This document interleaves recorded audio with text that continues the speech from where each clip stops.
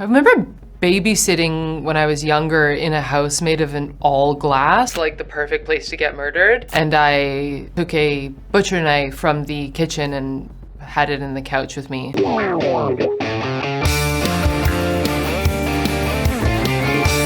there's a doctor in the house. I'm not a doctor. What? But didn't you say you were a doctor? Did I? You...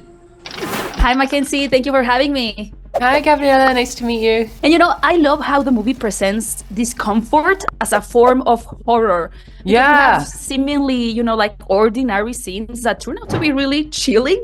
I was wondering, when you read the script, which scene kind of excited you the most to see how the tension would unfold on set?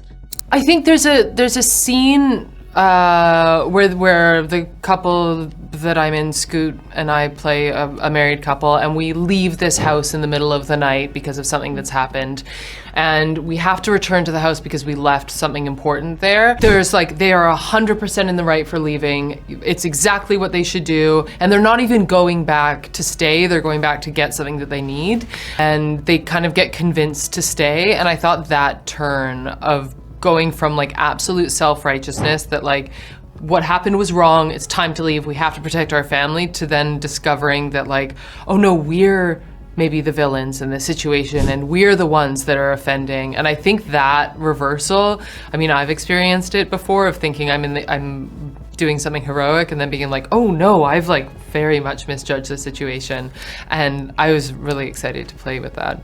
Yeah, because it's really interesting to see the two sides of the coin, right? Trying to see the story from the perspective of one character and then trying to see it from the other character. It's what makes the movie so complex. Yeah, exactly. And how empathy is such a wonderful tool and such a necessary part of being human. But I think there's a point where empathy gets a little misunderstood and it becomes just carefulness and you're ignoring your instincts so that you don't offend, and that's not the same as empathizing and understanding. It's it kind of is still about you in a self-destructive way. And considering your other projects, the resilience and the adaptability you have displayed, for example, in The Martian, Blade Runner, or Terminator, do you see any of these traits in your new character in this film? Yeah, I think at the sort of earlier part of my career, I was playing a lot of outwardly powerful women where there was no question about where their power came from, and it interests me to play women that don't display that as readily, but that they're sort of mining and finding their power and what activates them. And I thought Louise was a really kind of interesting fusion of the two, where she has that backbone and you see it the whole time, but she has to compromise it the whole movie in order to also prioritize her family and her marriage. And yeah, I think there's a real through line between the outward power and then the kind of repression that she has to have. Yeah. Right. When we watch thriller or horror movies, we often find some cliches, like the cat that suddenly appears as a jump scare. But could you share with me one horror cliche that you like, that actually you enjoy, and another one that you definitely don't? I hate it when people go into a basement.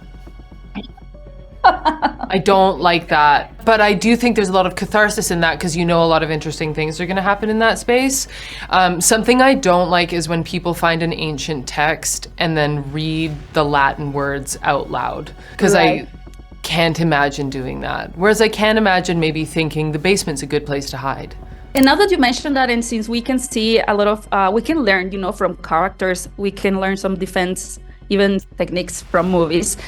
They give us ideas on what to do. For example, if we hear a strange noise. Have you ever found yourself using a technique that you learned from a movie in a real life situation? I remember babysitting when I was younger in a house made of an all glass, the perfect place to get murdered. And I took a butcher knife from the kitchen and had it in the couch with me. I never used it, but it felt just in case. Yeah, would I have you known feel safer. to do that? Yeah, exactly. and there was no reason for it, but it was good to have. Maybe it would have worked if it was needed. So it was a yeah, exactly. choice. All right. Thank you so much. Congratulations on the film. I hope it becomes a great success of this year. Thank you. Nice to meet you. You flipped out and tried to leave without saying goodbye?